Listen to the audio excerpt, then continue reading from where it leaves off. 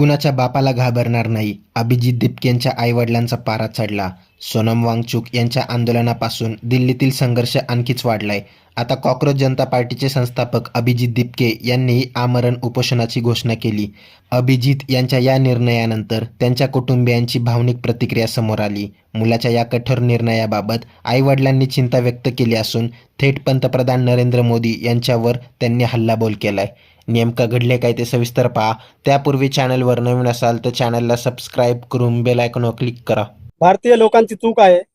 त्यांनी अशा व्यक्तीला निवडून दिले की ज्याला कुटुंब नाही, मूल नाही आणि त्याला संसाराचा कुठलाही व्याप नाही. त्याला संसारामध्ये ज्या काय गोष्टी लागतात, ज्या कुटुंबामध्ये ज्या गोष्टी लागतात, त्याला त्या गोष्टीचं काही देणं घेणं. तो मोकाट सुटलेला सांडा आहे. अशा माणसाला त्यांनी पंतप्रधानपदी बसवलंय आणि त्याचे हे परिणाम सर्व आम्ही भोगतोय. आता उपोषणाला बसला त्याच्यामुळे थोडा त्रास होतोय. त्याला उपोषणाची सवय नाही. तो काही मुरलेला राजकारणी नाही. तो एक शिक्षण कंप्लीट करून भारतात आलेला भारताचाच एक नागरिक आहे. आणि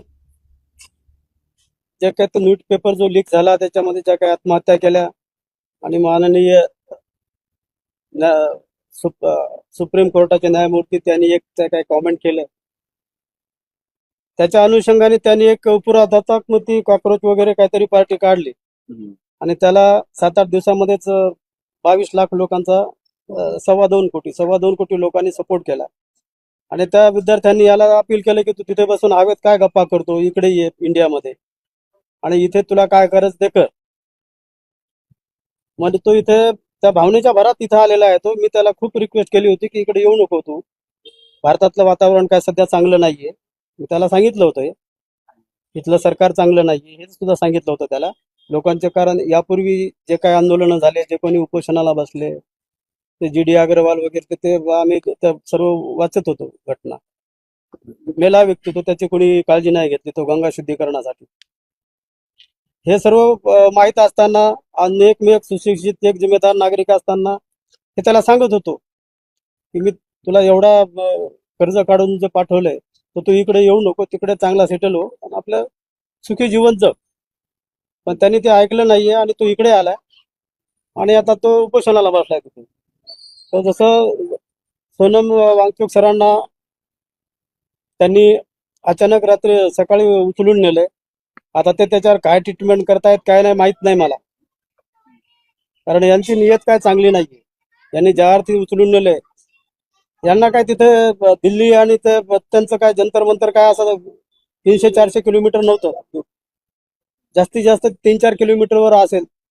तर त्यांनी तिथं जायला पाहिजे होतं, त्यांच्याशी चर्चा करायला पाहिजे होती आणि त्याची मंजूरी करायला पाहिजे होती की उपोषण सोडा, तुम्ही काय निर्णय आहे ते आम्ही घेऊ, किंवा त्यांना काही आश्वासनं द्यायची असते. पण ह्यांनी तसं काही न करता त्यांना उचलून नेलं तिथून. आणि ते उपोषण जे आहे लोकशाही मार्गाने शांततापूर्वक चालणार, ते त्यांनी चिरडण्याचा प्रयत्न केला. चिरडलं म्हणता येत नाही, पण चिरडण्याचा प्रयत्न चालू आहे त्यांचा.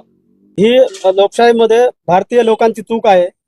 त्यांनी अशा व्यक्तीला निवडून दिले की ज्याला कुटुंब नाही, मूल नाही आणि त्याला संसाराचा कुठलाही व्याप नाही. त्याला संसारामध्ये ज्या काय गोष्टी लागतात, ज्या कुटुंबामध्ये ज्या गोष्टी लागतात, त्याला त्या गोष्टीचं काही देणं घेणं. तो मोकाट सुटलेला सांडा आहे. अशा माणसाला त्यांनी पंतप्रधानपदी बसवलंय आणि त्याचे हे परिणाम सर्व आम्ही भोगतोय. आता मनुष्य प्राण्यांचं हो आहे. मनुष्य प्राणी सर्व प्राण्यामध्ये श्रेष्ठ आहे.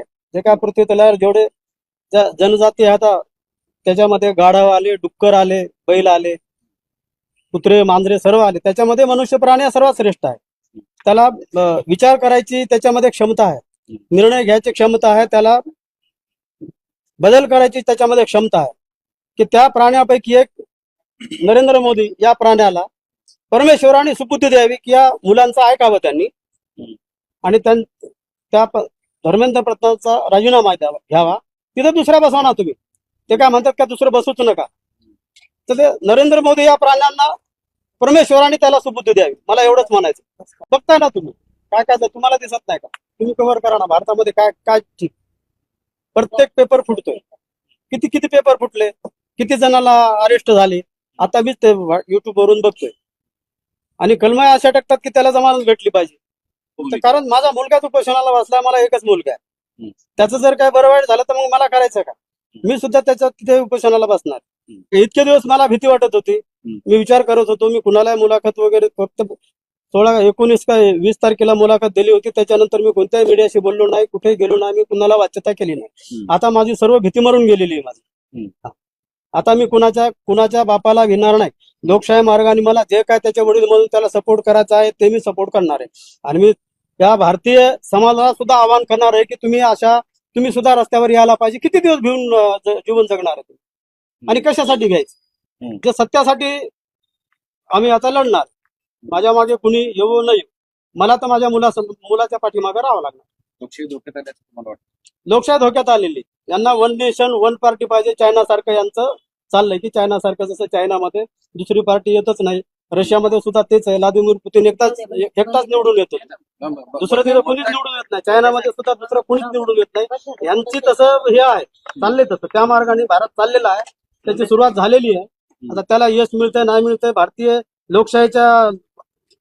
भारतीयच्या जनतेवर डिपेंड आहे की यांना कसं करायचं. त्यांना जर परत गुलामगिरीमध्ये जायचं असेल तर ते जाऊ शकतात. काहीच करायला नाही पाहिजे. ज्याचा विद्यार्थ्यांची मागणी आहे त्यांनी ती मान्य करायला पाहिजे. एवढंच. बाकी त्यांना काहीच करायचं नाही. मी जाणार आहे उपोषणाला, बसणार आहे. दोघे बसणार. मुलगा म्हटल्यानंतर अश्रू येणारच आहे. ज्याला मुलं बाळ नाही त्यांना काही किंमत नसते. ज्याला आहे त्याला कळतं ना की काय लेकरांचं असतंय म्हणून. हट्ट चांगलं सुरळीत चालू होतं ना. आता 20 तारीख होती सोमवारी. 20 तारखेच्या नंतर त्यांनी काय करायला काय पाहिजे होतं, करायचं होतं ना. काय तिथं काय हाणामारी नव्हती, शिव्या गाळ्या नव्हत्या का, कोणतं वाईट शब्द पोरे बोलत नव्हते, काहीच नव्हते. मस्त चालू होतं त्यांचं. आणि सर्वजण आता त्यांना जास्त प्रोत्साहनही देत होते. 2 दिवसासाठी त्यांनी सर्व विस्कळीत करून ठेवलं ना त्या आंदोलनाचं. 2च दिवस राहिले होते ना. तो आज 1 महिना झालं बाहेर आहे. तसा तर 2 महिन्यापासूनच आहे. 6 जूनपासूनच तो ह्याच्यामध्ये आहे, दिल्लीच्या ह्याच्यामध्ये. आम्हाला आता वाटत होतं की 21 तारखेला तो घरी येईल. 20ला काय त्याचं आंदोलन काय होते काय माहिती, पण 21ला घरी येईल म्हटलं तो.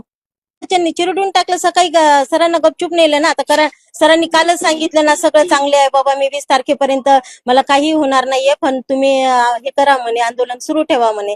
सरांनी सांगू नये, यांनी सकाळी सरांना उचलून नेलं. म्हणजे तसं जर अभिजित बाबत झाल्यावर आम्ही काय करणार आहे? सरांना सकाळी जसं हे पडदा टाकून नेलं, तसं जर त्याला नेलं तर आम्ही काय करणार आहे? आम्ही काय सरकारला मागणार आहे? ते सरकारांना माहिती, त्यांना कशाचा अहंकार आहे ते त्यांना माहिती ना. त्यांनी असंही नाही की राजीनामा नसता दिला, फक्त सीट जरी त्यांना दुसरा मंत्री ठेवला असता तरी पोरांना वाटलं असतं की नाही बाबा, एक तरी ऐकलं आमचं, की नाही त्यांना राजीनामा दिला पण दुसरा मंत्री दिला त्या ठिकाणी. त्यांना दुसरं द्यायचं होतं ना कोणतं तरी मंत्रीपद. मग पण लेकरं आज 1 महिन्यापासून परेशान आहे. तिथं न खाता पिता परेशान होता. तर एवढं लेकराची तरी काळजी करायला पाहिजे होती ना सरकारने. चिंता आता वाटणारच ना. आई वडील म्हटल्यानंतर चिंता वाटणारच ना. प्रत्येकाला आपल्या आई वडिलांच्या लेकरांची काळजी नसते का? जे निर्दयी आहे त्यांना नसेल लेकरांची काळजी, पण आम्हाला आहे ना काळजी. आणि चला बाबा, त्याचे जवळचे नातेवाईक नव्हते त्याच्यामध्ये की चला त्याचे जवळचे कोणी आहेत म्हणून तो मागणी करतोय. सरकारच्या लक्षात येत नाही ना. कारण लहान लेकरांनी जरी बिस्किटचा पुडा मागितल्यावर आई वडील पटकन काढून देतात, तसं सरकारला मुलं बाळा नसल्यासारखंच झालं ना. त्यांना काही चिंताच नाहीये ना. आपण लेकरांना रडू देतो का जास्त? हट्ट जर केला रडू देतो का लेकरांना? आपण काहीतरी मागण्या करतोच ना त्यांच्या पूर्ण. 10 रुपयाच्या ऐवजी 5 रुपये देऊन तरी आपण लेकरांचं मन समाधान करतो ना. तसं त्यांचंही करायचं पाहिजे होतं ना त्यांनी समाधान. यावर आता तुम्हाला काय वाटते ते कमेंट करून नक्की कळवा. व्हिडिओ आवडल्यास लाईक करा, शेअर करा, सबस्क्राईब करा आणि बेल आयकॉनवर क्लिक करा. तसेच आमच्या फेसबुक पेजवर नवीन असाल तर सत्य मराठी या फेसबुक पेजला फॉलो नक्की करा. धन्यवाद.